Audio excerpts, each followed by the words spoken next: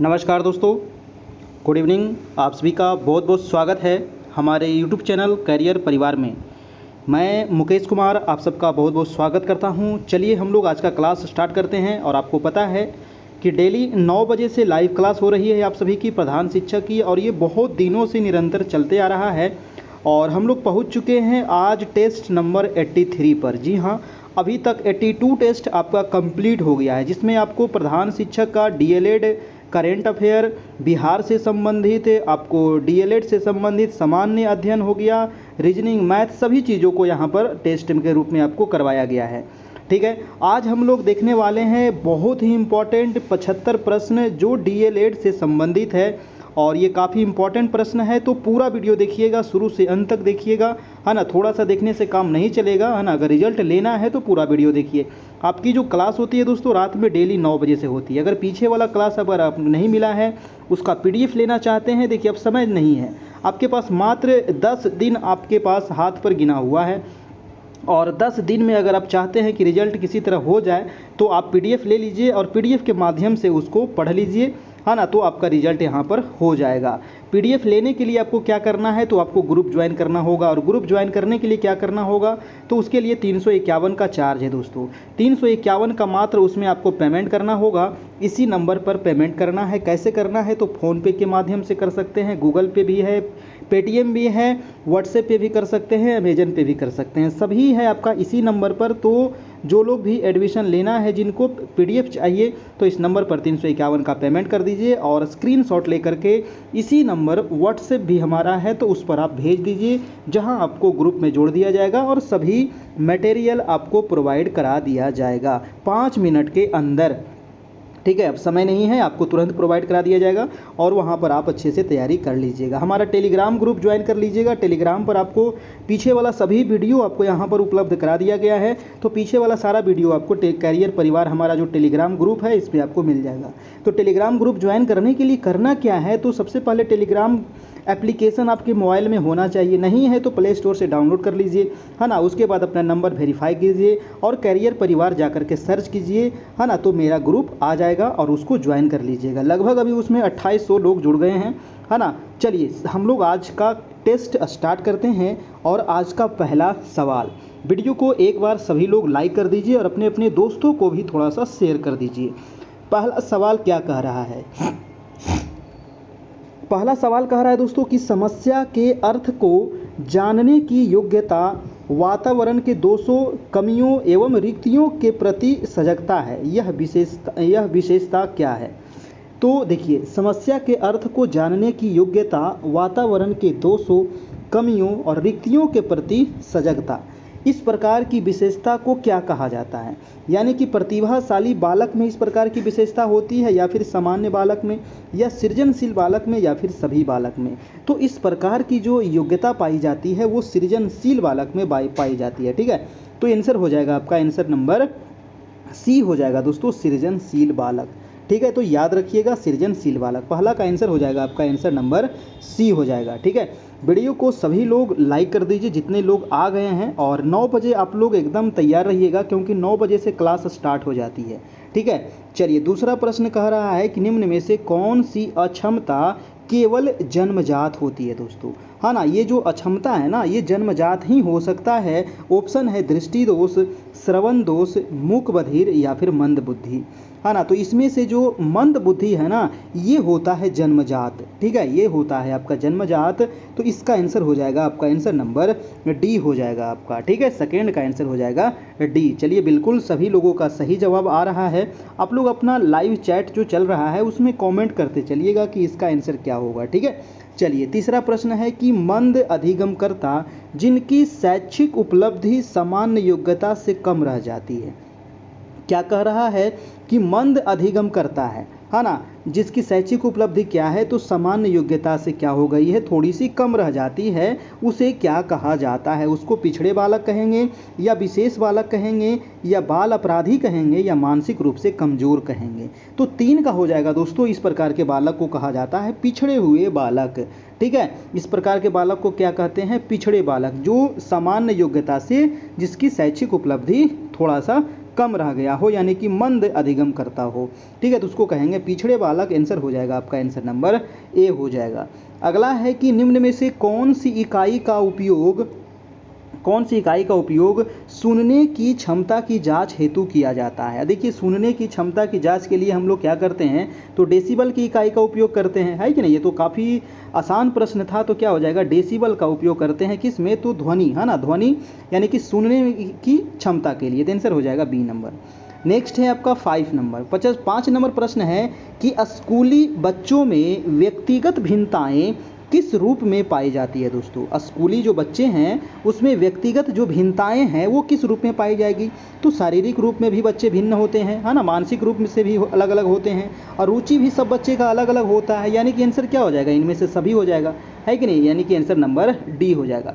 देखिए, इसी प्रकार के प्रश्न का जो आंसर होगा दोस्तों आपके एग्जाम में, वो आंसर नंबर ई हो जाएगा, क्योंकि ऑप्शन आंसर नंबर ई में क्या है कि इनमें से कोई नहीं या इनमें से एक से अधिक। तो एक से अधिक इसमें सही है कि नहीं, ए भी सही है, बी भी सही है और सी भी सही है। तो यहाँ पर आप मारिएगा ई नंबर, ठीक है, यानी कि एक से अधिक यहाँ पर मारना है, और इस प्रकार के प्रश्न में ही ई नंबर ऑप्शन छुपा रहता है आपका। ठीक है, तो ध्यान रखिएगा। अगला प्रश्न जो है वो आपका 6 नंबर है, कह रहा है कि TAT के द्वारा परीक्षण किया जाता है। देखिए, TAT मैंने लगता है परसों भी इसके बारे में बताया था आपको, बहुत बार TAT के बारे में आपको बता दिया गया है, तो TAT याद हो गया होगा आपका। देखिए, TAT जो परीक्षण है ना, ये व्यक्तित्व परीक्षण है आपका, और एक है CAT, है ना, CAT परीक्षण के बारे में आपको बताए थे। तो CAT जो परीक्षण है ये बच्चों से संबंधित है ना, ये बच्चों से संबंधित है आपका। ठीक है, लेकिन जो TAT है ये व्यक्तित्व परीक्षण है, तो आंसर हो जाएगा आपका इसका आंसर नंबर सी हो जाएगा आपका दोस्तों, TAT।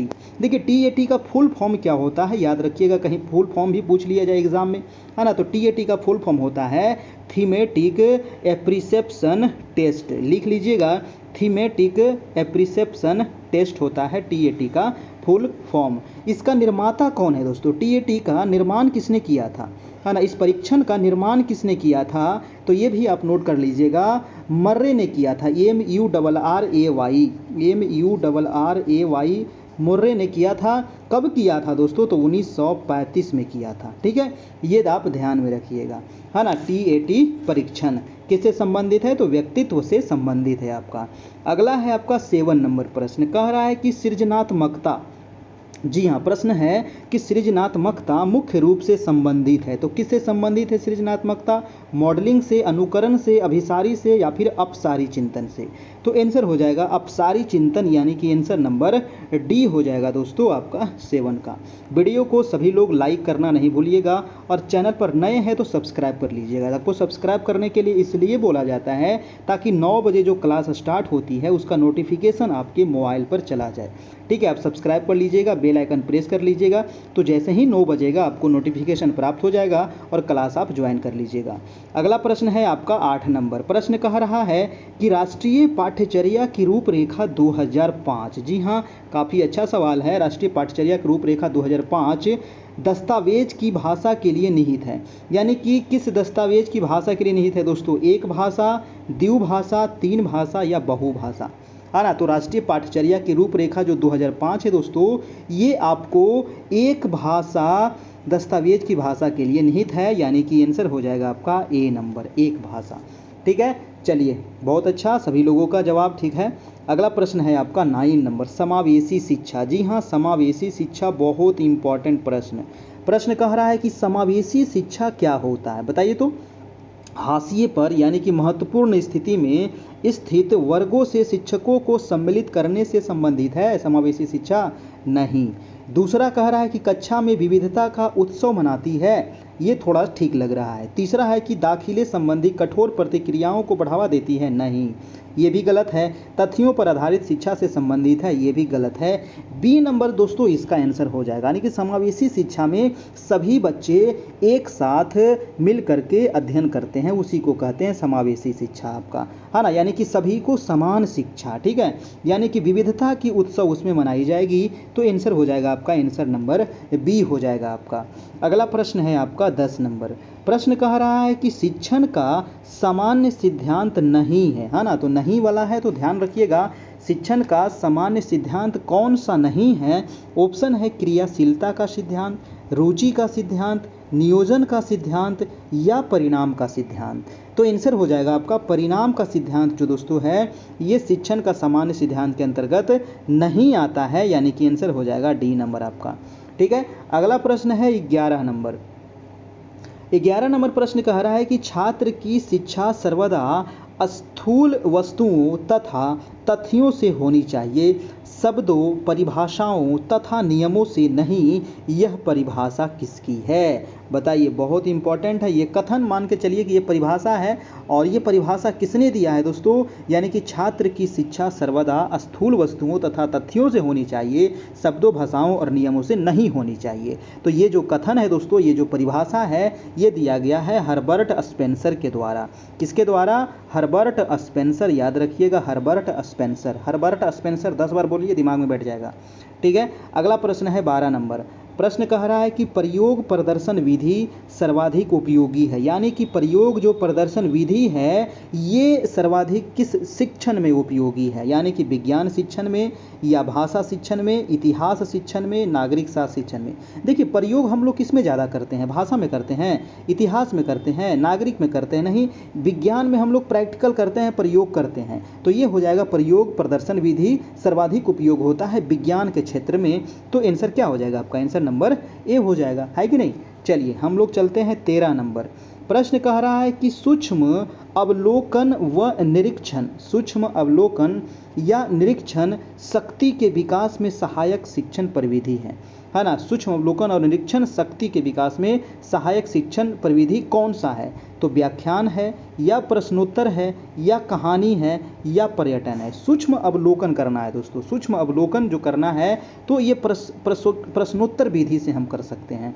कौन सी प्रविधि से? तो प्रश्नोत्तर विधि से हम सूक्ष्म अवलोकन और निरीक्षण कर सकते हैं। तो आंसर हो जाएगा आपका, आंसर नंबर यहाँ पर बी हो जाएगा। ठीक है, चलिए नेक्स्ट प्रश्न है आपका 14 नंबर। 14 नंबर प्रश्न कह रहा है कि छात्रों के पूर्व ज्ञान की जानकारी लेने हेतु प्रयुक्त शिक्षण कौन है? छात्रों के पूर्व ज्ञान की जानकारी लेने हेतु प्रयुक्त शिक्षण आपको बताना है ना? यानी कि जो स्टूडेंट है उसके पूर्व ज्ञान का जानकारी हम कैसे लेंगे? तो पूर्व ज्ञान की जो जानकारी ऑप्शन है प्रस्तावना कौशल से लेंगे, या पुनर्बलन कौशल से, या श्यामपट लेखन कौशल से, या उद्देश्य कथन कौशल से। तो प्रस्तावना कौशल से दोस्तों हम ले सकते हैं पूर्व ज्ञान की जानकारी, यानी कि आंसर हो जाएगा आपका भैया, आंसर नंबर ए हो जाएगा। ठीक है, चलिए नेक्स्ट चलते हैं हम 15 नंबर प्रश्न। 15 नंबर प्रश्न कह रहा है कि अहिंसा, सत्य, असत्य, अपरिग्रह, ब्रह्मचर्य की शिक्षा दी गई है। बताइए, इन सभी शिक्षा किस दर्शन में दिया गया है दोस्तों? वैदिक दर्शन में दिया गया, या बौद्ध दर्शन में, या जैन दर्शन में, या योग दर्शन में? तो अहिंसा, सत्य, असत्य, परिग्रह और ब्रह्मचर्य की जो शिक्षा दी गई है वो जैन दर्शन में दी गई है। आंसर हो जाएगा आपका, आंसर नंबर सी हो जाएगा आपका दोस्तों, है ना? सी हो जाएगा इसका राइट आंसर आपका। ठीक है, चलिए अगला प्रश्न हम देख लेते हैं आपका 20 नंबर। प्रश्न कह रहा है कि निम्नांकित में से कौन हिंसा का मोर्चा है? बताइए, हिंसा का मोर्चा कौन सा है? मनोवैज्ञानिक हिंसा, या धमकी देना, या क्लासिज्म, या भ्रष्टाचार? तो हिंसा का जो मोर्चा है दोस्तों वो हो जाएगा यहाँ पर भ्रष्टाचार, है ना? हिंसा का मोर्चा क्या है? भ्रष्टाचार है। तो आंसर हो जाएगा आपका, आंसर नंबर, थोड़ा सा दिमाग लगाइएगा तो आंसर ये निकल करके आपका आ जाएगा। ठीक है, चलिए अच्छा लग रहा है कि नहीं लग रहा है? तो अच्छा लग रहा है तो शर्मा क्यों रहे हैं, लाइक कर दीजिए सभी लोग। ठीक है, चलिए अगला प्रश्न है 17 नंबर। प्रश्न कह रहा है कि सकारात्मक व्यवहारिक सहायता या सहयोग के लिए शिक्षक को क्या करना चाहिए? बताइए, सकारात्मक व्यवहारिक सहायता या सहयोग के लिए दोस्तों शिक्षक को क्या करना चाहिए? कह रहा है कि सभी छात्रों को एक ढंग से कार्य करवाना चाहिए, या कठोर दंड देना, दंड तो देना ही नहीं है ना? स्वतः पाठ्यक्रम का निर्माण करना चाहिए, ये भी गलत है। व्यवहार के पर्याप्त विकल्प रखना चाहिए। बताइए क्या होगा? तो 17 का आंसर हो जाएगा दोस्तों, व्यवहार के पर्याप्त विकल्प रखना चाहिए, यानी कि आंसर नंबर डी हो जाएगा दोस्तों आपका। ठीक है, चलिए तो अगला प्रश्न हम चलते हैं, इसका आंसर हो गया आपका आंसर नंबर डी। नेक्स्ट प्रश्न है आपका 18 नंबर। कह रहा है कि निम्नलिखित क्रियाओं में कौन सी मौखिक हिंसा है? मौखिक हिंसा कह रहा है आपका, है ना? उसमें हाथ गोड़ नहीं चलाना है। मौखिक हिंसा है मारना, मारने के लिए तो हाथ गोड़ चलाना पड़ेगा, धक्का देने के लिए भी चलाना पड़ेगा, गालियाँ देने के लिए हाथ गोड़ नहीं चलाना पड़ेगा, यानी कि मुंह से देगा तो ये हो जाएगा, इसको कहेंगे हम मौखिक हिंसा, यानी कि आंसर हो जाएगा आपका, आंसर नंबर सी हो जाएगा आपका। ठीक है, चलिए तो आंसर हो गया 18 का सी नंबर। समझ में आ रहा है ना। चलिए नेक्स्ट प्रश्न है आपका 19 नंबर। 19 नंबर है कि शिक्षा है, बताइए शिक्षा क्या है दोस्तों, है ना। 19 प्रश्न कह रहा है कि शिक्षा है, तो शिक्षा क्या है? एक पुस्तक है शिक्षा, या वस्तु है, या व्यवसाय है शिक्षा, या ज्ञान तथा अनुभव है। तो आप लोग को तो पता चल ही गया होगा कि जो शिक्षा है ना ही पुस्तक है और ना ही वस्तु है और ना ही व्यवसाय है। शिक्षा क्या है? तो ज्ञान तथा अनुभव है शिक्षा, है ना। चलिए तो आंसर क्या हो गया आपका, आंसर नंबर डी हो गया। 20 नंबर प्रश्न है कि सीखा का अर्थ क्या है, बताइए सीखा का अर्थ क्या है, बताइए क्या होगा।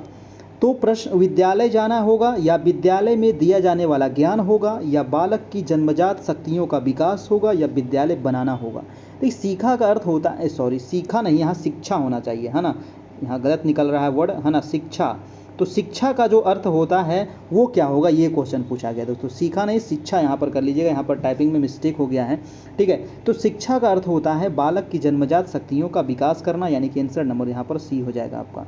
ठीक है, चलिए नेक्स्ट प्रश्न है कि रॉस ने शिक्षा को क्या माना है, बताइए रॉस महोदय जो हैं ये शिक्षा को क्या मानते हैं। समानांतर क्रिया मानते हैं, या फिर द्विमुखी प्रक्रिया, या फिर त्रिमुखी प्रक्रिया, इनमें से कोई नहीं। तो रॉस महोदय के द्वारा जो शिक्षा है वो द्विमुखी प्रक्रिया है, आंसर हो जाएगा आपका, आंसर नंबर बी हो जाएगा आपका। ठीक है, और अगर दोस्तों देखिए अब तो समय एग्जाम में बिल्कुल नहीं बचा है, मात्र लगभग 10 दिन समय है, और अभी तक एडमिट कार्ड ऐसे नहीं आया है। बहुत लोग का दिन भर मैसेज आता है कि एडमिट कार्ड कब आएगा, एडमिट कार्ड कब आएगा। तो मैं आप लोग को बता दूं कि एग्ज़ाम के एक सप्ताह पहले आप लोग को एडमिट कार्ड देखने को मिलेगा। तो अभी 10 दिन है ना, 3-4 दिन रुक जाइए, है ना, 3-4 दिन के अंदर आप लोग को एडमिट कार्ड देखने को मिल जाएगा, है ना, यानी कि 20 के बाद लगभग एडमिट कार्ड आ जाएगा आपका, है ना। और अभी तक नया डेट तो ऐसा कुछ नहीं आया है कि एग्ज़ाम फिर से डेट बढ़ेगा, ऐसा कोई अपडेट अभी तक नहीं आया है। अगर वैसा कोई अपडेट आएगा तो आप लोग को दिया जाएगा। और अब एग्ज़ाम की डेट बढ़ने की चांस नहीं के बराबर है ना, क्योंकि सेंटर भी बहुत जगह के बारे में पेपर में दिया गया था। ठीक है, तो अब एग्ज़ाम डेट नहीं बढ़ेगा, 28 को ही एग्ज़ाम होगा आपका।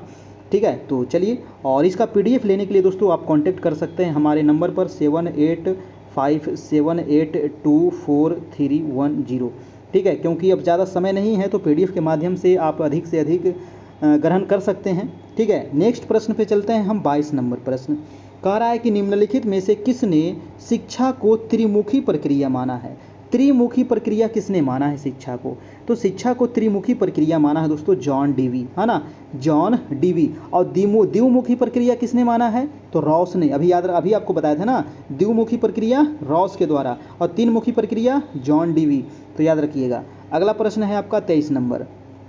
23 नंबर है कि निम्नलिखित में से कौन शिक्षा का उद्देश्य है। शिक्षा का क्या उद्देश्य होना चाहिए, है ना, शिक्षा का उद्देश्य क्या होना चाहिए, आप ही सोचिए। तो सर्वांगीण विकास बिल्कुल सही बात है ना, उत्साहवर्धक ये भी आपका सही है, सांस्कृतिक हस्तांतरण ये भी आपका सही है। आंसर नंबर यहाँ पर डी हो जाएगा।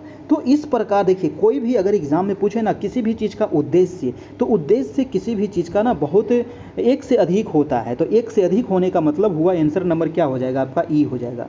और एग्जाम में आपका ऑप्शन नंबर ई इस बार पूछ रहा है BPSC के द्वारा, है ना। और आपको एग्जाम में ऑप्शन नंबर ई 10 से लेकर के 15 क्वेश्चन में आपको ऑप्शन नंबर ई जो है वो सही होगा, है ना। ये अनुमान मतलब BPSC के द्वारा जिस अनुसार से पूछा जाता है, तो ये अनुमान है कि 10 से 15 प्रश्न ऐसे होंगे जिसका आंसर ई होगा, और संभल करके इसी टाइप का प्रश्न का ऑप्शन आपका ई होने का चांस रहेगा। ठीक है, कि निम्नलिखित में से इसका क्या उद्देश्य है, कृषि समस्याओं को दूर करने का क्या उद्देश्य है, और भी बहुत सारी चीज़ हैं तो उसका क्या उद्देश्य है ना। पुरस्कार से संबंधित प्रश्न जो होता है उस प्रकार का जो आंसर होता है वो ई नंबर ऑप्शन हो जाएगा, क्योंकि पुरस्कार एक से अधिक लोगों को भी दिया जाता है ना। देखिए पुरस्कार भी कई तरीके का है ना, तो उसमें थोड़ा सा आपको अपना प्रेजेंट ऑफ माइंड लगाना पड़ेगा। ठीक है, तो इसका जो आंसर निकल के आएगा वो आंसर नंबर डी हो जाएगा, और एग्जाम के अनुसार ऑप्शन नंबर ई आप यहाँ पर मारिएगा। अगला प्रश्न चलते हैं हम 24 नंबर। 24 है कि मूल्यांकन के उद्देश्य क्या है ना। मूल्यांकन अभी हम लोग देखिए शिक्षा का उद्देश्य, अब देखेंगे मूल्यांकन का उद्देश्य। तो मूल्यांकन का उद्देश्य भी दोस्तों एक से अधिक होगा, यानी कि छात्रों की समस्या का ज्ञान ये भी सही है। समस्याओं का निराकरण करना ये भी ठीक है। और शिक्षक द्वारा शिक्षण कार्य में सुधार करना ये भी सही है। तो यहाँ भी देखिए आंसर निकल के क्या आया, आंसर नंबर डी यहाँ पर भी आया। यानी कि एक भी सही है, बी भी सही है, सी भी सही है, यानी कि एक से अधिक सही है कि नहीं, एक से ज़्यादा इसमें सही है। तो आंसर क्या हो जाता आपका, ई नंबर ऑप्शन हो जाता है ना। तो चलिए इस प्रकार के प्रश्न में आप ध्यान से लगाइएगा एग्जाम हॉल में। अगर आप हमसे पढ़े हैं ना तो थोड़ा सा कम से कम कुछ तो फायदा होना चाहिए आपको, है कि नहीं, कुछ तो फायदा होना चाहिए। ठीक है, चलिए नेक्स्ट प्रश्न है आपका 25 नंबर। 25 है कि मूल्यांकन की विशेषताएं हैं। बताइए मूल्यांकन की विशेषताएं क्या है। तो मूल्यांकन की विशेषताएं क्या होगा दोस्तों, अभी देखिए बताएं आपको। उद्देश्य, तो उद्देश्य भी एक से अधिक होता है और विशेषताएं भी एक से अधिक होता है। ठीक है, तो इस प्रकार के प्रश्न में हमेशा एक से अधिक सही होता है ऑप्शन, यानी कि सतत चलने वाली प्रक्रिया ये भी सही है। गुणों का मापन होना ये भी सही है। शिक्षण प्रक्रिया गतिशील बनती है ये भी सही है।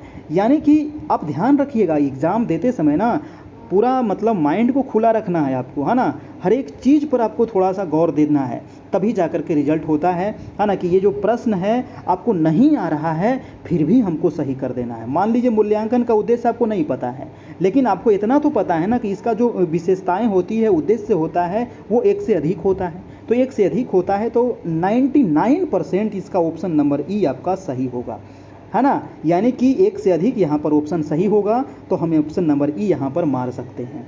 ठीक है, अब ध्यान रखिएगा एग्जाम हॉल में ये सब चीज़ को आपको दिमाग को खुला रखना है ना। कभी कभी ये दिमाग से निकल जाता है लेकिन निकालना नहीं है, दिमाग में मतलब खुला रखना है आपको। ठीक है, चलिए अगला प्रश्न हम देख लेते हैं। 26 नंबर प्रश्न कह रहा है कि बच्चों के सर्वांगीण विकास को शिक्षाविदों ने 3H संकेत दिए हैं। बताइए इनमें H का मतलब क्या होता है। देखिए 3H के बारे में एग्जाम में आपको पूछा जाता है ना। 3H आखिर क्या होता है दोस्तों। 3H यानी कि 3 ठो H, यानी कि H, इसी को नाम दे दिया गया है 3H। ठीक है, H का मतलब हेड हो गया, H का मतलब हर्ट हो गया और H का मतलब हैंड हो गया। यानी कि हेड, हर्ट, हैंड, ये 3H जो है ये किसने दिया है ये भी आप ध्यान में रखिएगा, है ना। याद रखिएगा कि ये जो सिद्धांत दिया गया है ये किस शिक्षाविद के द्वारा दिया गया है। तो ये पेस्टालॉजी के द्वारा दिया गया है, याद रखिएगा पेस्टालॉजी, है ना। पेस्टालॉजी के द्वारा दोस्तों ये दिया गया है आपको सिद्धांत। और ये कि 3H सिद्धांत किसने दिया है, तो पेस्टालॉजी ने दिया है। हेड, हर्ट, हैंड, ये तीनों याद रखिएगा। हेड, हर्ट, हैंड, बहुत ही इंपॉर्टेंट प्रश्न है। ये प्रश्न पहली बार आ रहा है ना, अभी तक ये प्रश्न नहीं आया था, ये पहली बार प्रश्न आया है, तो ये ध्यान रखिएगा। ठीक है, चलिए अगला प्रश्न है आपका 27 नंबर। प्रश्न है कि ब्लूम के अनुसार शैक्षिक उद्देश्य का क्रम बताइए। ब्लूम महोदय के अनुसार शैक्षिक उद्देश्य का क्रम। देखिए अब यहाँ पर भी उद्देश्य पूछ रहा है। अभी मैंने एक वर्ड आपको बताया था उद्देश्य रहे, विशेषताएं रहे, है ना, प्रकार रहे, तो ये सब जो होता है एक से अधिक सही होता है। यानी कि ज्ञान का बोध भी सही है, अनुप्रयोग भी सही है, कौशल भी सही है, यानी कि इसका भी आंसर हो जाएगा डी, यानी कि एक से अधिक यहाँ पर सही है। ठीक है, तो आंसर क्या निकल के आ गया आपका, आंसर नंबर डी निकल के आ गया। तो कुछ वर्ड को आपको ध्यान में रखना है। ठीक है, मैं बार बार इस पर जोर दे रहा हूँ। ठीक है, क्योंकि ऑप्शन ई आप लोग को एग्जाम में पूछा जाएगा। इस बार बीपीएससी के द्वारा नया फंडा है ये, है ना, मतलब एक दिमाग घुमाने का, है ना, चकराने का। ठीक है, पता नहीं कौन ये ऑप्शन ई लाया है जिसमें दो ऑप्शन डाल दिया, इनमें से कोई नहीं भी दे दिया है और इनमें से एक से अधिक भी दे दिया है। ठीक है, ध्यान में रखिएगा। अगला प्रश्न है 28 नंबर, कह रहा है कि छात्रों के व्यक्तित्व के सर्वांगीण विकास में सहायक विद्यालय में आयोजित क्रियाकलाप क्या कहलाते हैं। बताइए छात्रों के व्यक्तित्व के सर्वांगीण विकास में सहायक विद्यालय में जो आयोजित कार्यक्रम होता है दोस्तों, बहुत सारे कार्यक्रम होते हैं विद्यालय में, वो उसको क्या कहेंगे हम। सामाजिक क्रियाकलाप कहेंगे या सहयोगी क्रियाकलाप कहेंगे या शारीरिक क्रियाकलाप कहेंगे या पाठ्य सहगामी क्रियाकलाप कहेंगे। तो इसको कहा जाएगा पाठ्य सहगामी क्रियाकलाप, यानी कि आंसर नंबर डी हो जाएगा आपका। ठीक है, चलिए वीडियो अच्छा लग रहा है ना तो एक लाइक ज़रूर कर दीजिएगा मेरे दोस्त, और वीडियो को शेयर करिएगा अपने दोस्तों को थोड़ा सा। और बहुत जल्द आप लोगों को बिहार एसएससी की भी तैयारी शुरू हो जाएगी, है ना, कुछ दिन के बाद, एक सप्ताह के बाद, है ना, 28 तारीख के बाद आप लोग को क्लास शुरू हो जाएगा। तो जो लोग अगर बिहार एसएससी की तैयारी कर रहे हो, आपके जो भी मित्र हो, जो भी आपको घर में हो, तो उनको थोड़ा सा बता दीजिएगा। अगला प्रश्न हम चलते हैं आपका 29 नंबर। प्रश्न है दोस्तों कि कक्ष में सीखने सिखाने की सामग्रियों को रखने का स्थान क्या कहलाता है। दोस्तों देखिए, कक्षा कक्ष में सीखने सिखाने की सामग्रियों को रखने का स्थान क्या कहलाता है? खेल कॉर्नर कहलाता है, या लर्निंग कॉर्नर कहलाता है, या कक्षा लाइब्रेरी कहलाता है, या मैजिक कॉर्नर कहलाता है?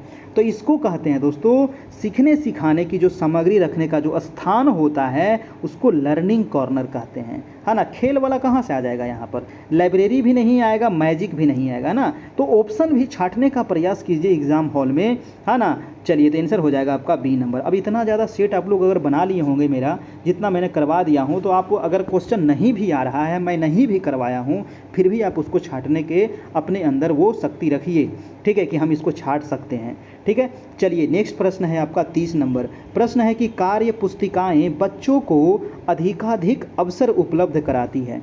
कार्य जो पुस्तिकाएं हैं, है ना, बहुत सारे पुस्तिकाएं, उसमें कार्य दिया हुआ रहता है ना, वर्क दिया हुआ रहता है, फिल इन द ब्लैंक्स है, मिलान करने वाला है, ये चीज़ है, वो चीज़ है।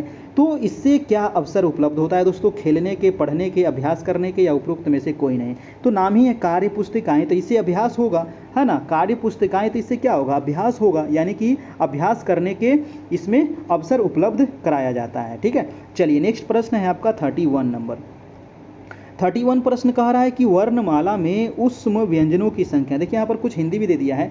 देखिए, उष्म व्यंजन जो होता है, जान लीजिए थोड़ा सा, 4 होता है आपका, है ना। उष्म व्यंजन कितने होते हैं? टोटल 4 होते हैं, स, स, स और ह।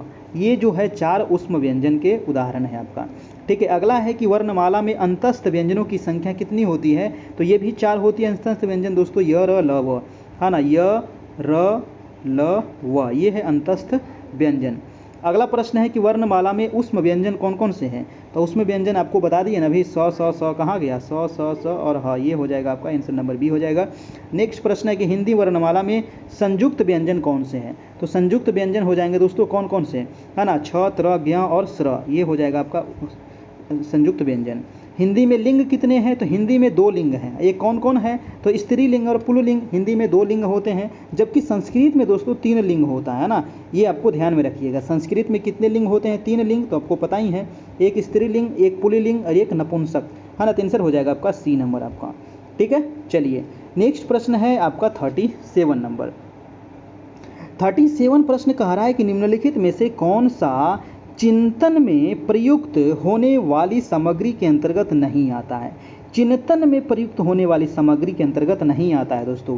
पदार्थ है, प्रत्यय है, प्रतिभा है, या संवेदना है? 37 का हो जाएगा आपका, इसमें चिंतन में जो प्रयुक्त नहीं होता है वो पदार्थ इसमें प्रयुक्त नहीं होता है। आंसर हो जाएगा आपका आंसर नंबर ए हो जाएगा आपका 37 का। नेक्स्ट है आपका 38 नंबर। प्रश्न है कि बालक के कोषों और पेशियों में समय के साथ साथ होने वाला वह परिवर्तन जिसके कारण वह निश्चित समय पर ही कोई कार्य करने योग्य होता है, इसे क्या कहते हैं? तो इसे परिपक्वता कहते हैं, और क्या कहेंगे, है ना, इसे क्या कहेंगे? परिपक्वता कहेंगे। यानी कि बालक के कोषों और पेशियों में समय के साथ साथ परिवर्तन होता है। बच्चे का जो बॉडी है, शरीर है, उसमें क्या होगा? दिन प्रतिदिन क्या होता है? परिवर्तन होता है ना। परिवर्तन जिसके कारण वह निश्चित समय पर ही कोई कार्य करने योग्य होता है। एक छोटा सा बालक, उसको बड़ा काम दे दीजिएगा कर पाएगा नहीं, लेकिन समय के अनुसार वो बिल्कुल वो काम कर पाएगा, है ना। तो इसी को कहते हैं क्या? परिपक्वता, है ना। जैसे जैसे बच्चे परिपक्व होते जाएंगे वो अपना काम खुद ब खुद करते चले जाएंगे, ठीक है। नेक्स्ट प्रश्न है आपका 39 नंबर। कह रहा है कि माता पिता तथा अन्य पूर्वजों से बालकों को जो आनुवंशिक गुण प्राप्त होता है उसके वाहक क्या होते हैं? बिल्कुल, बहुत अच्छा प्रश्न है दोस्तों, है ना। माता पिता से जो गुण बच्चे में आता है उसको जीन्स कहा जाता है ना, यानी कि उसको क्या कहते हैं? जीन्स। जीनों की संख्या कितनी होती है? तो 46 होता है, यानी कि 23 जोड़ी होता है आपका, ठीक है, याद रखिएगा। नेक्स्ट है कि सामान्य स्तर के बालक की बुद्धि लब्धि कितनी होती है? तो मैंने तो ये तो बहुत बार बता दिया हूँ कि समान स्तर के जो बालक होंगे उनका बुद्धि लब्धि कितना होगा। तो कई बार बताए हैं कि 90 से लेकर के 110 तक। तो 90 से लेकर के 110 तक ऑप्शन में कौन हो जाएगा? सी नंबर यहाँ पर ऑप्शन हो जाएगा आपका, है ना। और 80 से 85 जो बुद्धि लब्धि होता है ये होता है मंद बुद्धि, ठीक है। तो मंद बुद्धि भी याद रखिएगा। मंद बुद्धि कितना कहेंगे? जिस बच्चे का अगर बुद्धि लब्धि दोस्तों 80 से 85 के बीच में हो तो उसको कहेंगे मंद बुद्धि बालक आपका, ठीक है। अगर यही अगर पूछ लिया जाए प्रतिभाशाली बालक तो 130, है ना, 130 प्लस जिनका बुद्धि लब्धि होगा उनको कहेंगे प्रतिभाशाली बालक। बुद्धि लब्धि का फॉर्मूला क्या होता है दोस्तों? तो मानसिक आयु बटा वास्तविक आयु गुने 100। याद रखिएगा, बुद्धि लब्धि का फॉर्मूला क्या होता है? मानसिक आयु बटा वास्तविक आयु गुने 100। बुद्धि लब्धि किसने दिया है, तो टर्मन महोदय ने दिया है बुद्धि लब्धि। ठीक है, तो ये सभी चीज़ आप ध्यान में रखिएगा।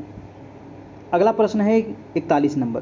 प्रश्न है कि किसका कथन है शिक्षण अधिगम हेतु दिया गया उद्दीपन, मार्गदर्शन, दिशा बोध और प्रोत्साहन है। बताइए ये कथन किसका है दोस्तों। शिक्षण अधिगम हेतु दिया गया उद्दीपन, मार्गदर्शन, शिक्षा बोध और प्रोत्साहन है। ये जो कथन है दोस्तों ये है आपको बर्टन महोदय का। किसका है, बर्टन महोदय का ये कथन है। तो कथन वाला थोड़ा सा आपको ध्यान में रखिएगा, 2-4 बार इसको पढ़िएगा, है ना, तो आपको याद होगा। ठीक है, चलिए नेक्स्ट हम प्रश्न पे चलते हैं। आपका 41 नंबर 41 प्रश्न कह रहा है कि किसका कथन है। चलिए फिर से एक कथन आ गया, और कथन भी आपको 3-4 एग्जाम में पूछ सकता है ना, 3-4 एग्जाम में पूछ सकता है। और मैं जब भी डीएलएड का क्लास लेता हूँ तो उसमें लगभग आपको 2-3-4 आपको कथन मैं दे ही देता हूँ। ठीक है, तो वो 2-3-4 कथन अगर आप कलेक्ट करके रखे होंगे तो वहाँ से आपको एग्जाम में पूछ सकता है। चलिए ये कथन पूछ रहा है कि शिक्षण एक ऐसी प्रक्रिया है जो बच्चों की समस्त शक्तियों को विकसित करने में सहायता देती है। ये कथन किसका है बताइए। बहुत ही अच्छा सवाल है ना। शिक्षण क्या है, तो एक ऐसी प्रक्रिया है जो बच्चों की समस्त शक्तियों को विकसित करने में सहायता देती है। ये जो कथन है दोस्तों ये रायबर्न महोदय का है। किसका है, रायबर्न का है। बहुत ही अच्छा सवाल है आपका। ठीक है, याद रखिएगा। नेक्स्ट प्रश्न है आपका 43 नंबर। चलिए एक और कथन आ गया आपका, एक और कथन आ गया कि शिक्षण कौशल एक विशेष अनुदेशन क्रिया है। शिक्षण कौशल क्या है, तो एक विशेष अनुदेशन क्रिया है जिसका प्रयोग अध्यापक अपनी कक्षा में करता है। ये कथन किसका है, तो ये कथन जो है वो है आपको गेज महोदय का। किसका है, तो ये कथन हो जाएगा दोस्तों गेज महोदय का, यानी कि आंसर नंबर ए हो जाएगा आपका। बहुत ही अच्छा सवाल है। ठीक है, चलिए 43 हो गया, हम लोग चलते हैं अब 44 नंबर पर। ठीक है, वीडियो को लाइक कर दीजिएगा जितने लोग देख रहे हैं, है ना, और चैनल पर नए हैं तो चैनल को सब्सक्राइब कर लीजिएगा। 9 बजे से आपका डेली लाइव क्लास चलता है, और आप इसका पीडीएफ लेना चाहते हैं दोस्तों तो आप कांटेक्ट कीजिए हमें, है ना, क्योंकि अब समय नहीं है। जो लोग अभी तक पीडीएफ नहीं लिए हैं 7857824310 ये हमारा कॉन्टैक्ट नंबर है, व्हाट्सएप नंबर है। तो आप व्हाट्सएप कर सकते हैं, आप कॉल कर सकते हैं, और इस पर आप जानकारी ले सकते हैं कि आपको पीडीएफ कैसे प्राप्त होगा। ठीक है, अब समय नहीं है, मात्र 10 दिन आपके पास समय है, तो आप पीडीएफ लेकर के तैयारी कर सकते हैं।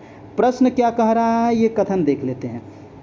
कह रहा है कि यह संबद्ध शिक्षण व्यवहारों का वह स्वरूप होता है जो कक्षा की विशिष्ट अंतः की प्रक्रिया परिस्थितियों को उत्पन्न करता है, जो शैक्षिक उद्देश्य को प्राप्त करने में सहायक होते हैं और छात्रों को सीखने में सुगमता प्रदान करते हैं।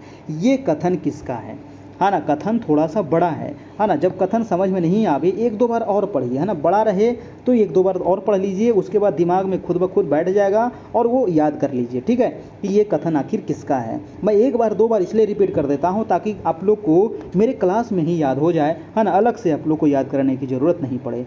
प्रश्न कह रहा था, कथन कह रहा था कि यह संबद्ध शिक्षण व्यवहारों का वह स्वरूप होता है जो कक्षा की विशिष्ट अंतः प्रक्रिया परिस्थितियों को उत्पन्न करता है, जो शैक्षिक उद्देश्य को प्राप्त करने में सहायक होते हैं और छात्रों को सीखने में सुगमता प्राप्त करते हैं। ये जो कथन है वो है डॉक्टर मैकिन्टायर तथा वाइट का ये कथन है, यानी कि आंसर हो जाएगा दोस्तों आपका आंसर नंबर ए हो जाएगा आपका। ठीक है, चलिए अब चलते हैं हम 45 नंबर प्रश्न पे। 45 नंबर प्रश्न कह रहा है, 45 प्रश्न है कि वर्तमान में निःशक्त बच्चों की शिक्षा के लिए कहा गया है। देखिए, निःशक्त बच्चों की शिक्षा के लिए क्या कहा गया है, समावेशी शिक्षा या विशेष शिक्षा या समेकित शिक्षा या इनमें से कोई नहीं। तो ये तो मैंने कई बार आप लोगों को बता चुका हूँ कि जो निःशक्त बच्चे हैं उनके लिए जो शिक्षा है वो है समावेशी शिक्षा, है ना। क्या है, समावेशी शिक्षा, और आप लोग के भी पता होगा, आंसर हो जाएगा आपका आंसर नंबर ए हो जाएगा। अगला प्रश्न है एलेक्सिया। बताइए, एलेक्सिया के बारे में भी तो मैंने बहुत बार बता चुका हूँ, है ना। मत कहिएगा कि ये नहीं पढ़ाया गया है ना। एलेक्सिया क्या है बताइए तो। एलेक्सिया, है ना, एलेक्सिया जो है दोस्तों इसी को हम कहते हैं डिसलेक्सिया। एलेक्सिया को ही डिसलेक्सिया भी कह सकते हैं, और ये पढ़ने में अक्षमता को कहा जाता है एलेक्सिया। ठीक है, एक प्रकार की बीमारी है और इसको कहते हैं पढ़ने में अक्षमता, एलेक्सिया। और लिखने में अक्षमता को क्या कहा जाता है बताइए तो। लिखने में अक्षमता को कहते हैं डिसग्राफिया, है ना। क्या कहते हैं, डिसग्राफिया कहते हैं लिखने में अक्षमता को। और गणित में अक्षमता को कहते हैं डिसकैलकुलिया। हाँ ना, गणित की अक्षमता को क्या कहा जाता है? डिसकैलकुलिया। तो याद रखिएगा अपना, ठीक है। पढ़ने की अक्षमता को डिसलेक्सिया या फिर एलेक्सिया इसी को कहते हैं आपका, ठीक है। अगला प्रश्न है आपका 47 नंबर। प्रश्न है कि विशिष्ट बालकों के अंतर्गत कौन आते हैं? बताइए, विशिष्ट बालक आप किसको कहेंगे? पिछड़े हुए बालक को, या प्रतिभाशाली बालक को, या मंदबुद्धि बालक को, या फिर सभी बालक को? देखिए, तो इस प्रकार के भी प्रश्न में आपका एक से अधिक सही है, यानी कि ए भी सही है, बी भी सही है, सी भी सही है, यानी कि आंसर क्या हो जाएगा? एक से अधिक हो जाएगा, यानी कि डी नंबर हो जाएगा। और ऐसे सवाल में आप ई नंबर ऑप्शन को सही कीजिएगा एग्जाम हॉल में, ध्यान रखिएगा, मैं बार बार बोल रहा हूँ आप लोग को, ठीक है। अगला प्रश्न है आपका 48 नंबर। प्रश्न कह रहा है कि मानसिक स्वास्थ्य के नियमों को खोजना और उन्हें बनाए रखना अध्ययन का केंद्र बिंदु है। बताइए, तो मानसिक स्वास्थ्य के नियमों को खोजना और उन्हें बनाए रखना अध्ययन का केंद्र बिंदु है, यह कथन किसका है? तो ये कथन है ड्रेवर महोदय का। किसका है? तो ड्रेवर महोदय का है ये कथन, ड्रेवर, है ना, ड्राइवर नहीं, ड्रेवर महोदय, ठीक है। चलिए, अगला है कि प्रतिभाशाली होने का संकेत नहीं है। बताइए, प्रतिभाशाली होने का संकेत क्या नहीं है? विचारों में सृजनात्मक, या दूसरों के साथ, या अभिव्यक्ति में अनूठापन, या कौतूहल? देखिए, प्रतिभाशाली बालक कहेंगे किसको? तो विचारों में सृजनात्मक बालक का तो आपको प्रतिभाशाली कहेंगे ही, है ना। अभिव्यक्ति में अनूठापन, इसको भी हम प्रतिभाशाली कहते हैं, और कौतूहल को भी हम प्रतिभाशाली कहते हैं।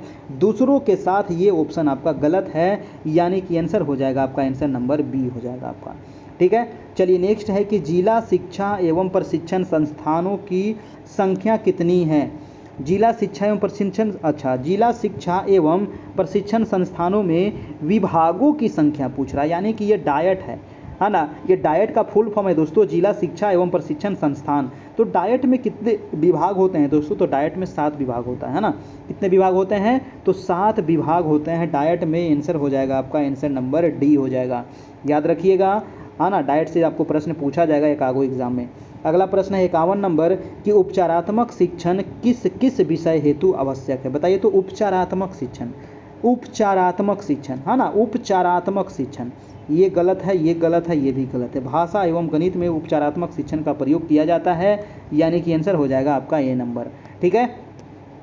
चलिए, नेक्स्ट प्रश्न है आपका 52 नंबर। प्रश्न कह रहा है कि उपचारात्मक शिक्षण किन किन कक्षाओं के लिए उपयोगी है दोस्तों? बताइए, तो उपचारात्मक जो शिक्षण है ये किन किन कक्षाओं के लिए उपयोगी है? कक्षा 2 और 3 के लिए, कक्षा 1 और 2 के लिए, कक्षा या सभी के लिए, या कोई नहीं? देखिए, उपचारात्मक जो शिक्षण है ना, ये कक्षा 2 और कक्षा 3 के बच्चों के लिए उपयोगी होता है। तो आंसर हो जाएगा ए नंबर आपका। बहुत ही अच्छा सवाल है, ठीक है। अगला प्रश्न चलते हैं हम, डाल्टन पद्धति, बहुत इंपॉर्टेंट सवाल है, गलत मत कीजिएगा, है ना। इस क्वेश्चन में बहुत सारे लोग गलत करने वाले हैं, अभी हमको पता है कि ये क्वेश्चन में बहुत सारे लोग अभी गलत करने वाले हैं।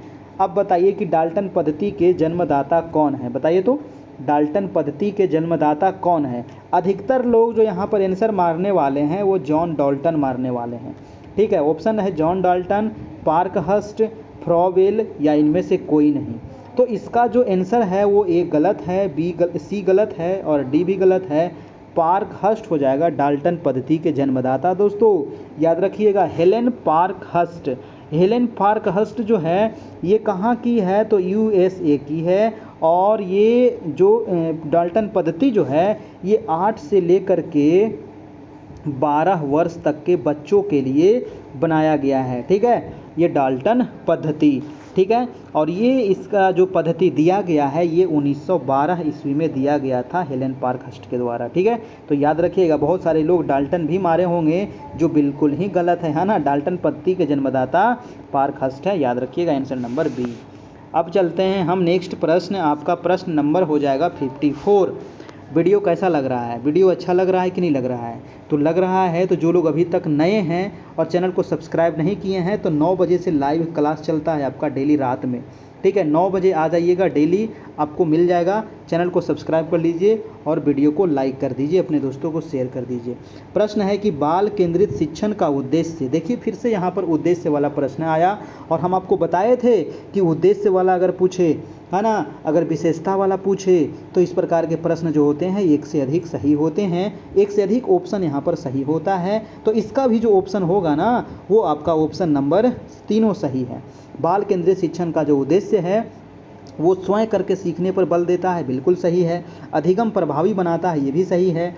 शारीरिक दंड को हटाता है, ये भी सही है। यानी कि आंसर हो जाएगा आपका, आंसर नंबर डी हो जाएगा, इनमें से सभी हो जाएगा दोस्तों। ठीक है, चलिए ध्यान में रखिएगा एग्जाम हॉल में, है ना, दिमाग को खुला रखना है आपका। अगला प्रश्न है कि अधिगम है, अधिगम क्या है? तो अधिगम एक सीखना है ना। अधिगम क्या है? तो सीखने तथा सिखाने की प्रक्रिया को ही कहा जाता है दोस्तों अधिगम। सीखने तथा सिखाने की प्रक्रिया को क्या कहते हैं? अधिगम कहते हैं। हमको नहीं लगता कि अब जो आप 75 प्रश्न बनाते हैं तो आराम से आप लोग 50 सही कर देते होंगे, है ना। 50 तो लगभग सही हो जाता होगा अब टेस्ट में, ठीक है। तो कॉन्फिडेंस आ गया होगा आप लोग के अंदर। तो इसका आंसर क्या हो जाएगा? आंसर नंबर सी हो जाएगा। ठीक है, चलिए नेक्स्ट प्रश्न है आपका 56 नंबर।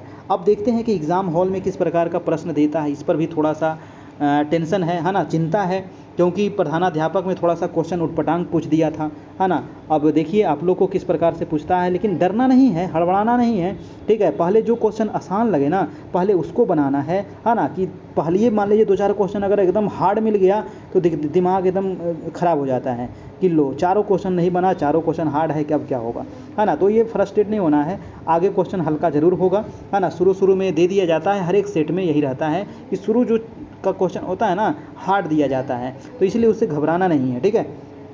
चलिए 56 नंबर प्रश्न कह रहा है कि प्रयोजनवाद का जन्म स्थान।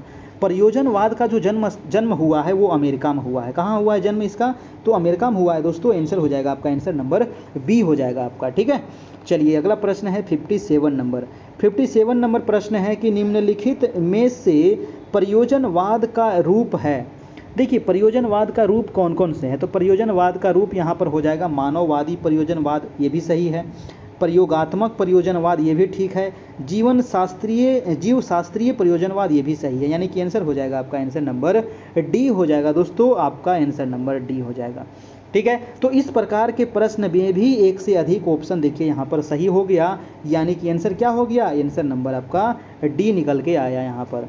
चलिए अब देखते हैं अगला प्रश्न कि विवेकानंद जी का बचपन का नाम। तो सबको पता होगा, है ना, कि स्वामी विवेकानंद जी का बचपन का नाम क्या था? तो नरेंद्र नाथ दत्त। हम लोग बचपन में पढ़े थे, है ना, पहला दूसरा के क्लास में हम लोग कहानी पढ़ते होंगे। तो नरेंद्र नाथ दत्त इनका बचपन का नाम है ना। और इनका जो जन्म हुआ था ना विवेकानंद जी का, वो कब हुआ था? 12 जनवरी 1863 को इनका जन्म हुआ था। और 1893 वाला घटना तो आप लोग को याद ही होगा, शिकागो, है ना, अमेरिका वाला घटना, जहाँ पर विश्व धर्म सम्मेलन हुआ था, जिसमें ये भाषण दिए थे दोस्तों, है ना। भारत के तरफ से यही गए थे, है ना, विश्व धर्म सम्मेलन में 1893 शिकागो में। तो वो वाला तो आपको मामला याद ही होगा। इनका जन्म हुआ था 1863 में, कलकत्ता में इनका जन्म हुआ था। और इनकी जो मृत्यु हुई थी वो 1902 ईस्वी में हुई थी, ठीक है। 1902 में इनकी मृत्यु हो जाती है। और बेल्लूर मठ में इनका मृत्यु हुआ था। बेल्लूर मठ की स्थापना भी इन्होंने ही किया था आपको, है ना, हावड़ा में इनकी। और वहीं पर इनकी मृत्यु होती है 4 जुलाई 1902 ईस्वी को आपका, ठीक है। तो विवेकानंद के बारे में आप ध्यान रखिएगा। अगला प्रश्न हम चलते हैं 59 नंबर। 59 है कि स्वामी विवेकानंद के शिक्षा दर्शन का आधार क्या है दोस्तों? देखिए तो विवेकानंद के शिक्षा दर्शन का आधार जो था ये वेदांत भी था और उपनिषद भी था। यानी कि आंसर हो जाएगा आपका, दोनों हो जाएगा, ए और बी आपका दोनों हो जाएगा, वेदांत तथा उपनिषद। यानी कि आंसर नंबर हो जाएगा आपका सी हो जाएगा आपका, ठीक है। चलिए नेक्स्ट प्रश्न है आपका, रविंद्रनाथ टैगोर को नोबेल पुरस्कार उनकी किस पुस्तक पर मिला था? देखिए रविंद्रनाथ टैगोर काफ़ी इंपॉर्टेंट है, रविंद्रनाथ टैगोर। और रविंद्रनाथ टैगोर को अन्य किस नाम से जाना जाता है? तो इन्हीं को क्या कहते हैं दोस्तों? गुरुदेव, है ना। इन्हीं को क्या नाम दिया गया है? गुरुदेव के नाम से भी ये जाने जाते हैं, है ना, याद रखिएगा, गुरुदेव रविंद्रनाथ टैगोर। और इनको नोबेल प्राइज़ मिला था, कब मिला था? तो मिला था आपको 1913 ईस्वी में। 1913 ईस्वी में इनको नोबेल प्राइज़ मिला था गीतांजलि के लिए, है ना। देखिए ये पहले व्यक्ति हैं, एशिया के पहले व्यक्ति हैं। क्वेश्चन कई बार पूछा गया है कि एशिया के प्रथम व्यक्ति जिन्होंने नोबेल पुरस्कार से सम्मानित किया गया, जिनको, वो थे आपको रविंद्रनाथ टैगोर, यानी कि गुरुदेव, जिनको गीतांजलि के लिए 1913 ईस्वी में साहित्य का नोबेल पुरस्कार दिया गया था आपको, है ना। साहित्य का नोबेल प्राइज़ इनको दिया गया था, याद रखिएगा। और रविंद्रनाथ टैगोर ने ही दोस्तों भारत का जो जन गण मन, हमारा जो राष्ट्रीय गान है, उनके लेखक कौन है? तो रविंद्रनाथ टैगोर ही हैं, है ना। और जन गण मन को कब अपनाया गया था? आप ध्यान रखिएगा, 24 जनवरी 50 को इसको अपनाया गया था। और इसको पहली बार कब गाया गया था, तो कोलकाता अधिवेशन में 1911 ईस्वी में गाया गया था आपको पहली बार, है ना। तो ये सब चीज़ आप ध्यान में रखिएगा, पूछा जाएगा एग्जाम में।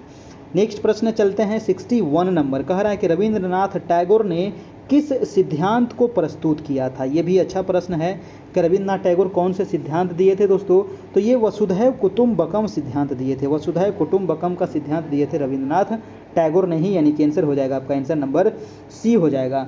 अगला प्रश्न है आपका कि निःशक्त जन अधिनियम कब बना था। देखिए ये भी काफ़ी अच्छा प्रश्न है, निःशक्त जन अधिनियम, यानी कि विकलांगता अधिनियम भी आपको बोल सकता है ना, लेकिन निःशक्त जन आप याद रखिएगा। ये अधिनियम जो बना था वर्ष 1995 में बना था आपका, ठीक है। कब आया था ये अधिनियम, तो 1995 में ये अधिनियम आया था, यानी कि आंसर हो जाएगा आपका आंसर नंबर बी हो जाएगा, ठीक है। चलिए नेक्स्ट है कि जिला चिकित्सालय की विशेषज्ञ समिति का नेतृत्व कौन करता है। काफ़ी अच्छा है कि जिला चिकित्सालय की विशेषज्ञ समिति का नेतृत्व कौन करता है। ऑप्शन है ग्राम प्रधान, मेयर, मुख्य चिकित्साधिकारी या फिर शिक्षक। तो 63 का हो जाएगा दोस्तों मुख्य चिकित्साधिकारी, यानी कि आंसर नंबर हो जाएगा आपका सी हो जाएगा आपका, ठीक है।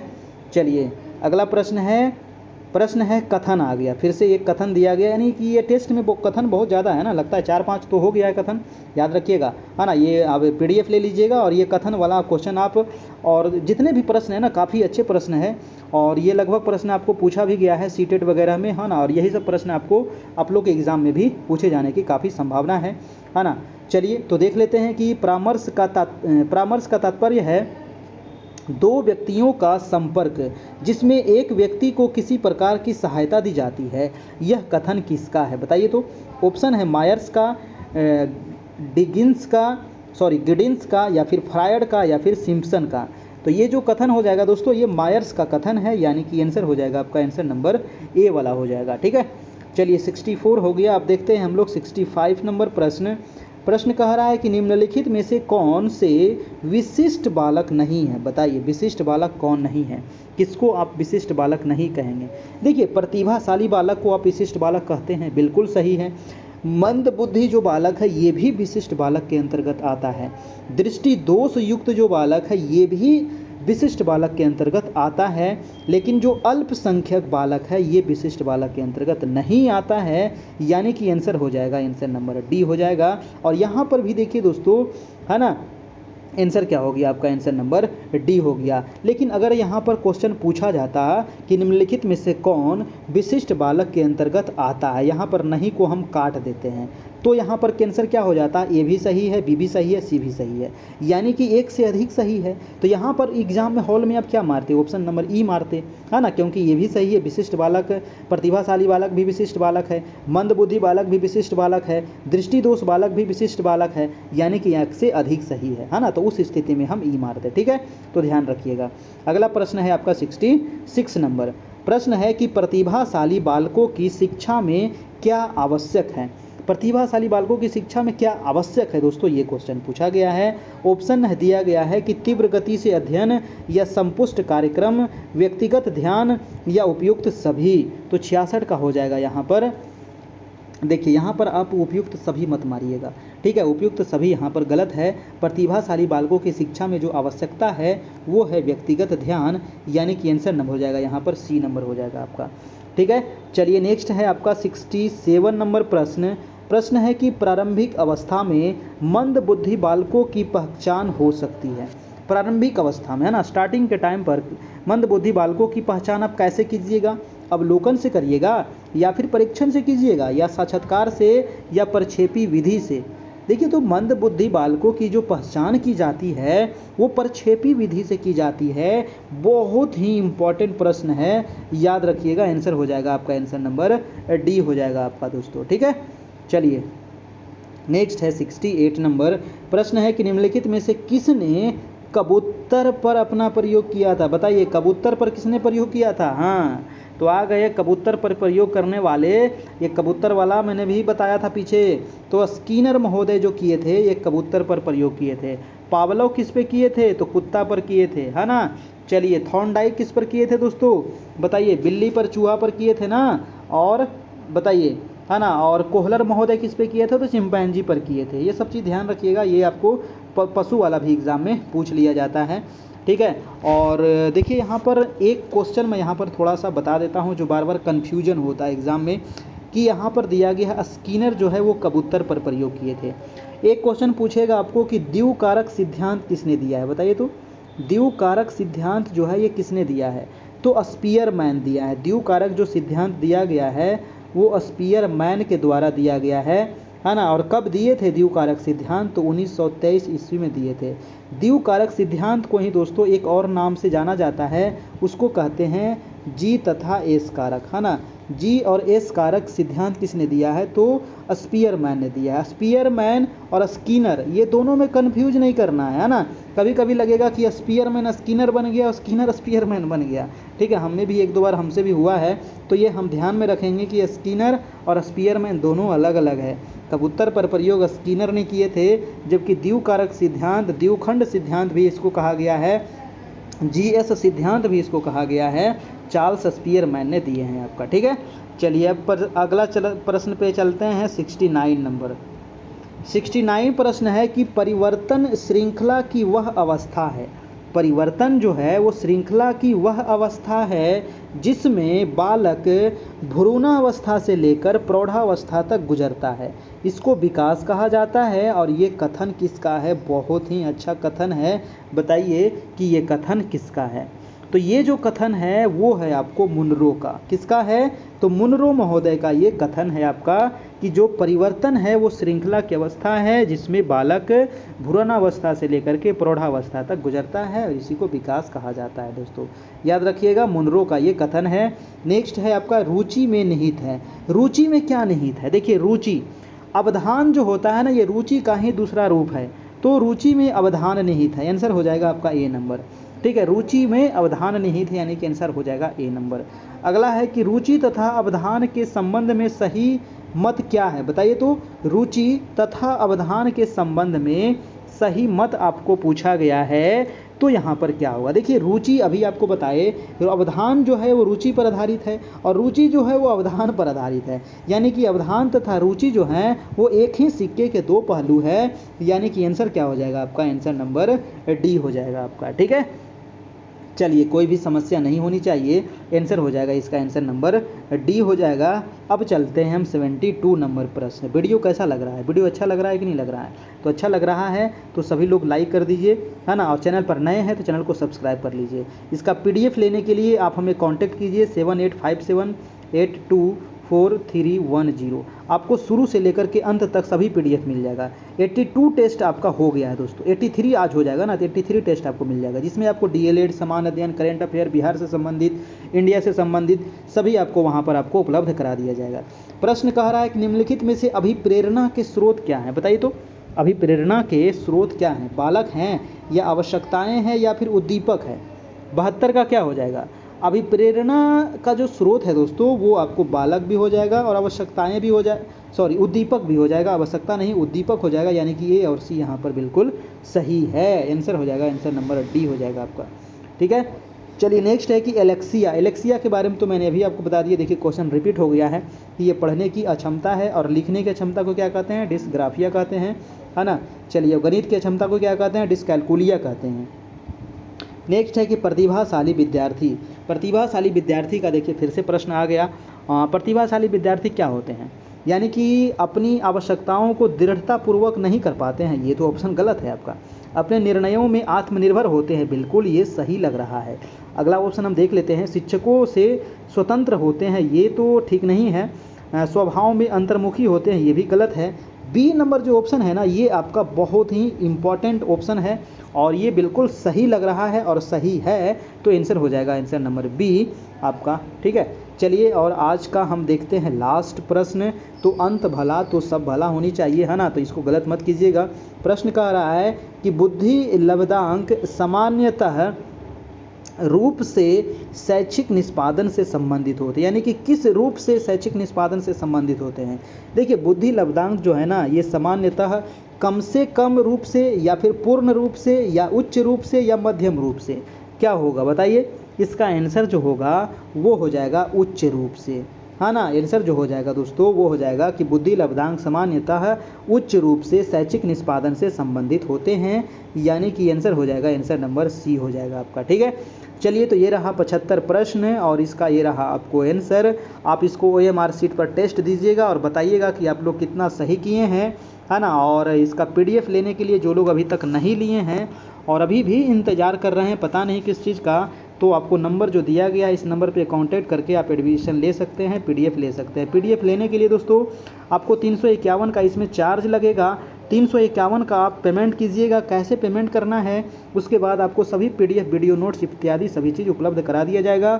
डेली 9 बजे से लाइव क्लास मिलेगा। हमारा टेलीग्राम भी ज्वाइन कर लीजिएगा।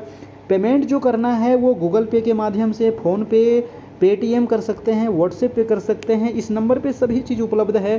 किसी भी माध्यम से इस नंबर पे आप पेमेंट कर दीजिए, स्क्रीनशॉट ले लीजिए और इसी नंबर व्हाट्सएप पर आप भेज दीजिए, जहां आपको ग्रुप में जोड़ दिया जाएगा और आपको सभी PDF तुरंत उपलब्ध करा दिया जाएगा। ठीक है, चलिए तो ये रहा PDF प्राप्त करने का ऑप्शन। और हमारा YouTube चैनल है दोस्तों कैरियर परिवार, तो इसको आप लोग सब्सक्राइब कर लीजिएगा ताकि 9 बजे डेली आपको लाइव क्लास के लिए नोटिफिकेशन मिल सके, है ना। चलिए हमारे यहाँ देखिए सीटेट की भी तैयारी चल रही है। सीटेट का भी सामाजिक विज्ञान, हिंदी, संस्कृत और शिक्षा शास्त्र की क्लास चल रही है। तो जो लोग इसमें अगर ज्वाइन होना चाहते हैं तो ज्वाइन हो सकते हैं 1 to 5 के लिए या 6 to 8 के लिए, दोनों के लिए, है ना। तो आज हम लोग का टेस्ट कंप्लीट हो गया, टेस्ट नंबर 83। ठीक है, ये टेस्ट कैसा लगा आप लोग कमेंट करके बताइएगा, है ना। अब एग्ज़ाम में तो ज़्यादा दिन नहीं बचा है, तो आप हमसे PDF लेकर के जुड़ सकते हैं और इसकी तैयारी कर सकते हैं। PDF लेने के लिए दोस्तों आपको बता दिया गया है कि क्या करना है ना। 351 का उसमें चार्ज है मिनिमम, तो 351 आपको कम से कम पेमेंट करना होगा और स्क्रीनशॉट लेकर के आपको इसी नंबर पर व्हाट्सएप पर आप भेज दीजिएगा। ठीक है, चलिए फिर आपको तुरंत PDF उपलब्ध करा दिया जाएगा, जहां से आपकी तैयारी काफ़ी अच्छी हो जाएगी। अब 10 दिन मात्र समय है, तो 10 दिन भी तो आप पढ़ लीजिए समय निकाल करके, है ना। चलिए तो कल फिर हम मिलेंगे दोस्तों इसी समय इसी चैनल पर। तब तक के लिए good night, good bye, take care, धन्यवाद।